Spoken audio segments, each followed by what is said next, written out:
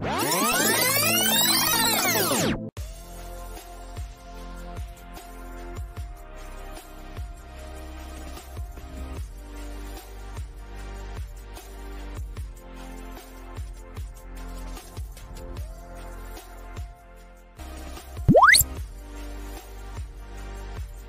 me through the game against Brazil. Yeah, it was kind of like an emotional. Can I get you to start to say the game against Brazil? Okay. Yeah, I was here. Sorry. Yeah. I can't remember that. Yeah, the game against Brazil, it was, to me, it was a emotional roller coaster. But our plan was to get into the first 20 minutes and settle into the game. After the first 20 minutes, settle into the game, I know we were going to be very hard for them to break us down. So we had to get through that half. There was some organizational stuff that needed to happen, so we made that adjustment at halftime, came back out, and we just had 45 minutes to go plus extra time.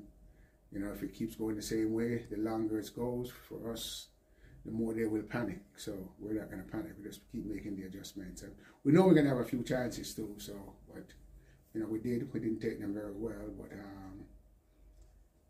We tactically, what we set out to do, we accomplished it, the way we wanted to play. And the way we know they're going to play. So most of the girls, all the girls were spot on. And they carry out the assignments as we asked them to do. So, but you think that, we were going to fade, but we didn't. And then all the white birds came down the last few minutes of the game, and we know that that's our blessing. So, so that was a game. And with the white bears, and you had a full moon as well. It was like... Birds are something special to me because my dad loved birds and he used to feed birds. And while we were our first training site here, we had a lot of birds in the field. And they were all white birds. And they were out there, and I just said to myself, the birds are here to visit us. And they were here. My dad used to feed a lot of different types of birds. When he passed away at 102, there was a white bird sitting there. And the white bird didn't go anywhere. Okay? It was in Jamaica, we call him Barber Dove, white one. And he sat there, and he actually, for 2-3 days, he was sitting in the same place. Next thing I know, he was dead one morning because he was one of them that feed with all the birds. And somehow he shows up, and I went to my dad's house. I saw him. I'm like, oh, something happened. Then I buried him. And at my dad's funeral in the church, there was also a bird sitting there looking down. And he got kind of scared, and he tried to leave the church, and he flew right into the wall. And actually, where he landed, and I was sitting at that bench, and he just kind of just stayed there, and we left him in the church when we left. So, because I've always loved birds, even though I eat a bird or two, but maybe I should stop eating birds. But yeah, so I've always loved birds. So that's one of the things. So when we came into train in Melbourne, the first day we showed up, tons of birds, tons of white birds, and it was like, the game is going on, and I think 5, 7, 6, we're late in the game, all the white birds came down. And I'm like, what is this? So I just kind of just saw something mystical. I don't know how to explain it. So, I have respect. Birds have a sense that I don't have. Yeah, like a sign. You knew you were going to... Yeah, that's, you see them and you're like, okay, are they here? Is this something? Is this a fairy tale? But they landed on our side of the field where Becky was. They didn't go on the other side. Okay, and they flew around on the island, and I'm like, okay, this must be some kind of charm. I don't know what it is, The stuff happens in life, you can't explain it. That's one of the stuff that happens that I can't explain it. Yeah, definitely. And definitely at that time of night as well. You wouldn't expect... Yes. Yeah. And tell me about Becky Spencer's performance. You obviously 3 games, you've kept a clean sheet in all 3 games now. Becky's smart. She's a very, very smart keeper, and she's, if you look at her stature, you would say she can't do what she's doing, She can make the save, she can hit a ball, she's very clean, but also, she can manage a game. And her game management skill is one of the best I have seen. You know, whether you play, you know, as a defender, a midfield player, as a forward, as a goalkeeper, I've never seen a goalkeeper that can just manage a game and, you know, get her team to be involved as much as she does. So her performance was excellent, and, you know, hopefully she can keep giving us that kind of performance.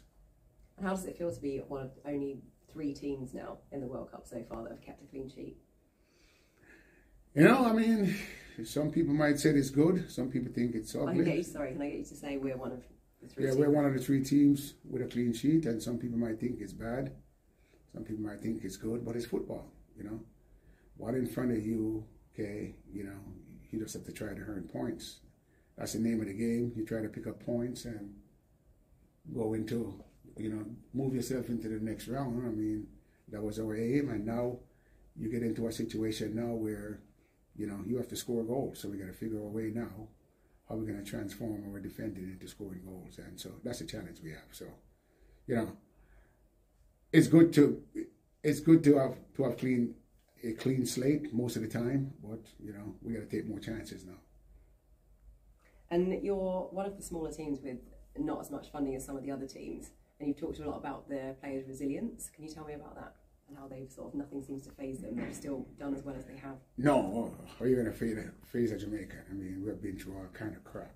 So, I mean, whether it's just life experience or the way some of these girls grew up, or, you know, just everything, we have seen it all. So when you throw something at us, it's like, okay, you know, we have seen that one. So I think, but on a whole, you know, whether it's Shelley and Fraser, or whether it's the, you know, the Sunshine Girls, or whether it's Usain Bolt, or we can go back to all kind of true Jamaicans or performers, whether it's a Bob Marley or whatever.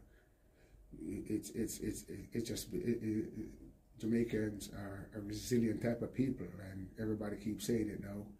We're looking at what with Talawa, meaning we're a small nation, but nothing. We don't fear anything. So I mean, and I think most Jamaican really goes by that, and you know, whether you're a judge or a teacher or in anything, you know, we think we can do it all.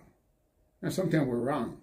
You know, so sometimes we're wrong, but at least there's a belief, and we just want all the young people in Jamaica, whether you're, you know, a man or a woman or a boy or a girl, to start believing that, you know, the impossible is possible. So, you know, whether you want to be an astronaut or whatever you want to be, you know, go after it. And tell me about how it feels to be going through to the round of 16, and if you could say to be going through to the round of 16. Well, the round of 16 is was very important for us, because one of the things that we weren't given a chance to really do anything from the qualifier in Mexico up until now, and but I feel so I feel very happy for the girls, because that's something that, if somebody was going to bet their mortgage or bet their house on it in anywhere in the world, they would have taken the bet and said there's no way. So, but you know, from day one when we saw the draw, I'd like, you know, Australia, everybody was, what kind of draw is that, or whatever it is, and I'm like, bring it on, we're ready to go, and I think the girls felt the same way. So I'm very, very happy for them, and I think the country has embraced it, you know, from what, I'm not a big social media kind of guy, so, but, you know, everybody has kind of embraced it from all over the diaspora, from all over Europe. England is very, very big right now, Canada, USA, and Jamaica. So, and just the people who follow Jamaica, and the people who love Jamaica and love the culture, and I think the Australians here have been very, very good. You know, they've been, you know, surprisingly welcome to us. You know, so we wear the same color, so they better be. So I feel happy for the more for them, the girls, than because I know they wanted it, and they put all their heart into it. You know, I just gotta keep reminding them, you know, let's get on with it. We're not done yet. Describe to me how you. Sorry, just could you just move your arm just back a little bit? That's okay. All good. Could you just describe to me how the feeling when that final whistle blew? Yeah, it's one of those, it's one of those unbelievable feelings. I found myself on the ground. I don't know, Can I get you to say sorry when the final whistle blew? Yeah, when the final whistle blew, I was, you just say, you know what, whatever, So I did that role in Jamaica, they call it the cartwheel right here, or whatever it is. In Jamaica, we were kids. What we try to do, we call it a pupa lick. Okay? A pupa lick is something that as kids, we challenge ourselves to see who can do the most pupa lick. Actually, I don't know. I just say, okay, let me go back to my kids' days. And that's how we used to have fun as kids. The first thing you want to do is out pupa lick the next person. And then you have fun. And I mean, we didn't know anything about gymnastics, so we just do a pupa lick. And that's the word in Jamaica for it. Okay, so, people, so I found myself just on the ground doing a pupa lick. And, it was great. Amazing. And what does it mean, like getting through to the round of 16 for Jamaica? What does it mean for women's football in the Caribbean? Well, getting to the round of 60, not just for Jamaica, and it's not just us, like in some of the countries out there, like Morocco and Nigeria and South Africa, congratulating to those countries. I mean, these are the countries who have felt the burden of not having, the right stuff. So, so congrats to those countries. But I think it means a lot to the Caribbean. We're talking about the Caribbean now, that there's hope for everyone. There's hope that, if you go in there, and you get some kind of organization and some kind of structure, okay, and just make some decisions, some positive, good decision, and just have your people believing that it can be done. I just think it uplifts the country, not just in football alone, in everything, every sports. Because I'm a true believer, especially on the female side, if you represent your country, you should be rewarded. Okay, whether you win a medal or not at the Olympics, or once you're on a team that says that's whether it's Trinidad or Cuba or Antigua or Jamaica, once you put the colors on and represent, I think you should be rewarded by your government. There should be a fund set up for that, so you represent your country. But I see some of my good friends, a lot of Caribbean people, guys I play with, I see so many guys represent their country, and at the end, it's all over, and they're begging on the street, and it's sad. So we don't want to see that again. Hopefully it will change going forward. How do you think that you've shocked the world with this performance? Yeah, I mean, it's shocking the world, with these results, twice playing top 10 teams, it's heartening. I mean, because, the people that I know, and, to all my friends and whatever, if I don't get back to you saying thank you or whatever it is, it's just because I can't get to all these mails. Okay, because there's just a lot of people who are sending stuff, people I haven't spoke to in 30 years or whatever, but you just can't, but it's good for the world to have this. I mean, I think it's just kind of like, and I think these smaller teams make the World Cup a little more interesting. I think more people are waking up watching now because they want to see what's next. Okay, so shocking the world, it kind of wakes everybody up and just said, okay, whatever it is, it started putting people, they started looking at it and saying, what's going on here? And I think people are asking the questions. So what's going on with these so-called lesser football countries? I mean, Jamaica, if you talk about track and field and all the big sprinters, that's going to say, well, this is not track and field, so whatever. But so it kind of put it into perspective that, again, if you go out there, you can do impossible things. What are your hopes and dreams going forward for the Jamaican team? Well, going forward, after the World Cup, hopefully now we can, just talking about in Jamaica going forward, we can do a better job, getting players, preparing players from the grassroots level all the way up. We do a lot of talking, grassroots. I always say, you can talk about grassroots, but if I plant my grass in my backyard, if I don't water the grass, it's not going to grow. So everybody in the world talking about grassroots, but nobody nurture the grass. So the grass is not going to grow. So talk is cheap. So going forward, hopefully now we can, infrastructure-wise, and be real about it and quit talking. just do it.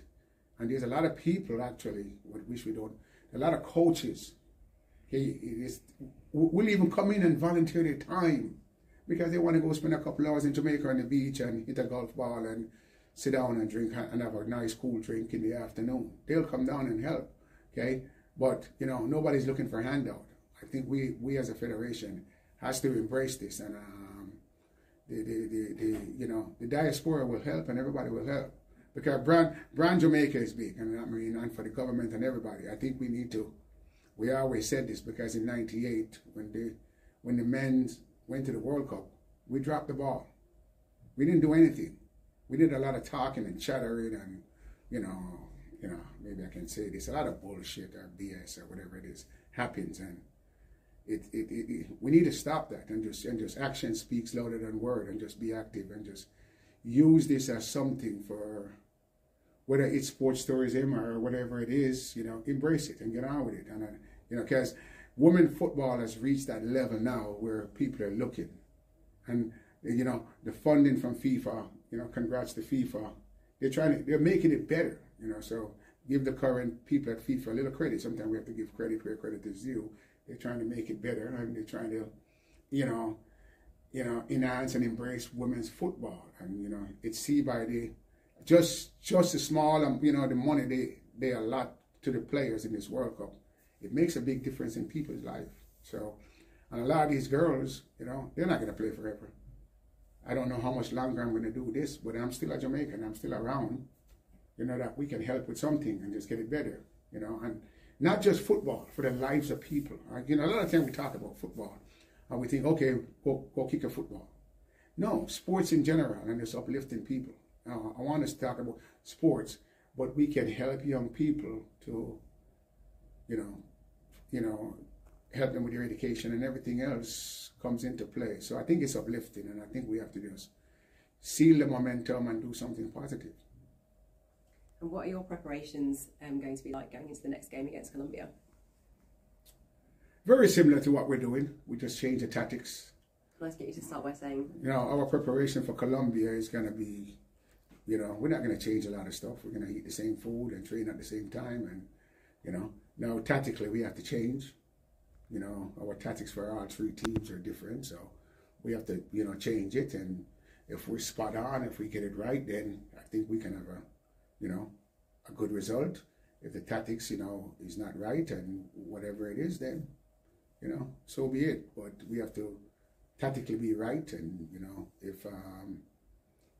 if a team is better than us, then they're better than us. But we're going to try to give it everything that we've been doing, and hopefully that, you know, we can come out on a positive note. How far do you think you can go in the World Cup? How far can we go in the World Cup? We just, I don't know. We just take it one game at a time.